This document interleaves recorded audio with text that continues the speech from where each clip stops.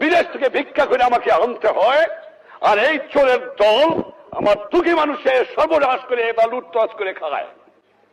এই জন্য জীবনের যৌবন নষ্ট করি নাই, এই জন্য শহীদরা রক্ত দিয়ে যায় নাই যে কয়েকটা চোরাকার বাড়ি মুনাফাখোর ঘুষখোর দেশের সম্পদ বাইরে বাইরে করে দিয়ে আসে, জিনিসের দাম গুদাম করে মানুষকে না খায় মারে।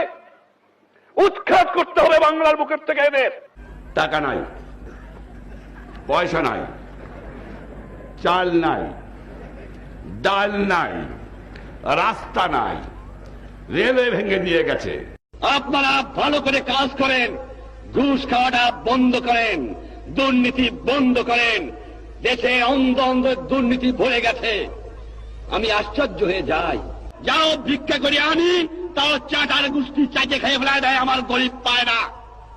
এত চোরের চোর, চোর কোথেকে যে পয়দা হয়েছে আমি জানি না। পাকিস্তানের সব নিয়ে গেছে, কিন্তু এই চোরটুক ফিরে গেছে আমার কাছে।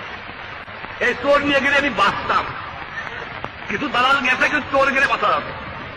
শতকরা 20 জন লোক শিক্ষিত, আমরা শতকরা 20 জন, তার মধ্যে শতকরা 5 জন লোক আমরা বলতে পারি আমরা শিক্ষিত।